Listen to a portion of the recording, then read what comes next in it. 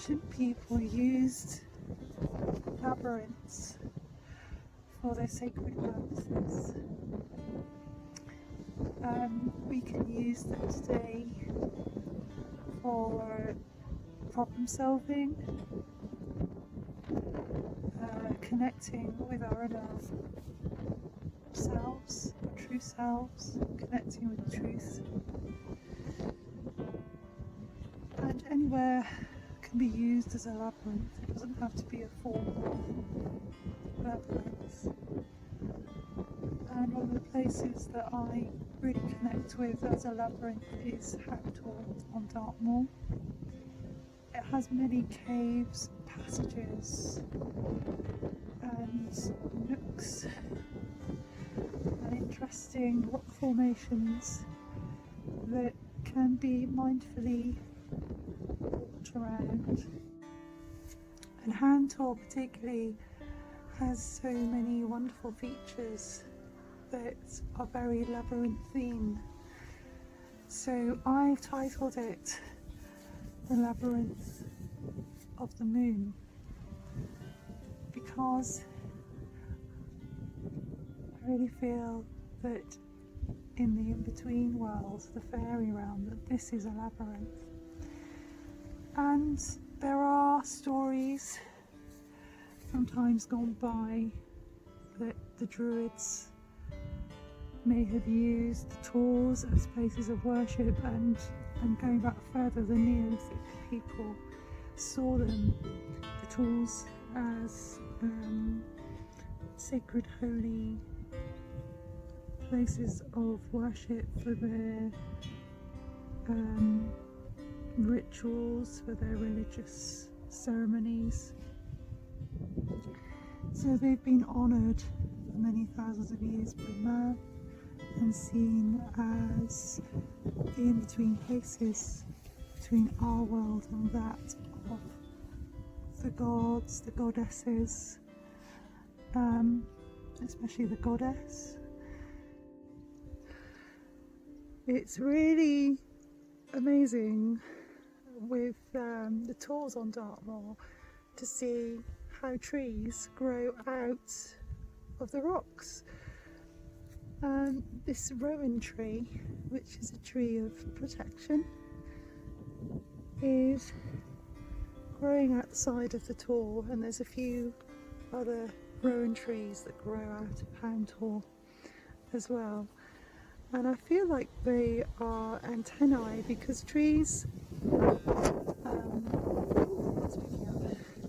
with their roots, connect with each other and create what's called the worldward web. So it's like our internet. It's an ancient internet connection, communication web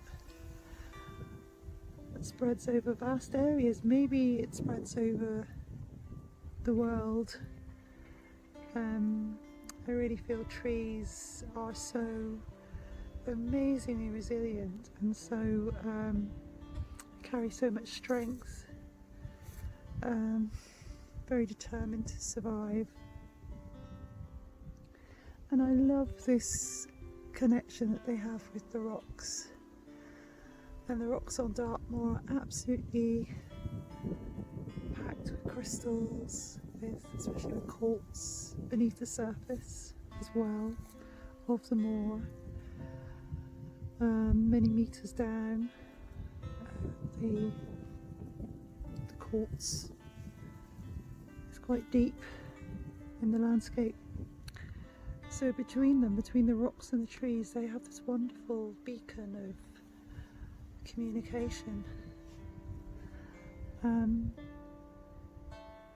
wonder what they're communicating. I wonder what they're saying about us, how we treat the landscape and the trees.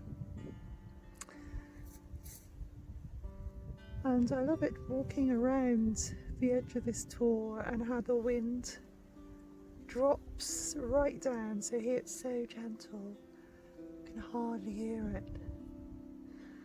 And then around the other side from where I've come, it's really the wind's really strong today. So I'll walk on and show you more of Hound Tor's wonders. Welcome to my woman cave. I found this wonderful little cave at the base of Hound Tor. As you can see, I'm just looking up to the top there. It's big enough to stand up in. Wonderful shelter. Behind me, can't see because my phone won't focus, but there's the landscape of Dartmoor behind me. So it's a wonderful little viewing spot. And I love these natural shelters that are usually associate caves with maybe the coast and sea caves, but Dartmoor offers many little caves and hidden away places around the edges of the tors, and they're wonderful to explore, just to sit and meditate in. I can hear lots of dripping water around me. It's quite tranquil. It's been raining, so it's rainwater dripping down through the rocks, and it's really calming and quite primal actually.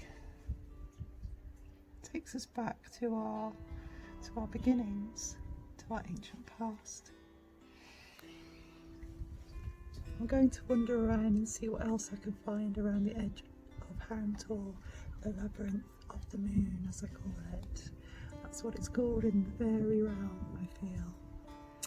Okay, I'll see you in a moment. Here we are. Here's this wonderful natural corridor, which I feel is another part of this Faery Labyrinth of the moon at Hound Tor.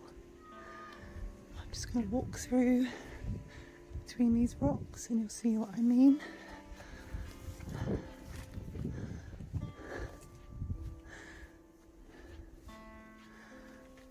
Look, there's this natural corridor between the rocks, open to the sky, and it carries on. It gets smaller and smaller and smaller. Imagine transforming in size and shrinking down and walking out of that little gap at the far end, as the fairies would. They can change their size at will. They're great shapeshifters. Just walk through here. It's so sheltered from the wind here.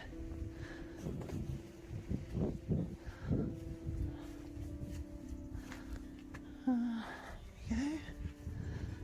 There's another doorway through, or window, and then this looks up towards the edge of the door, out into the wind.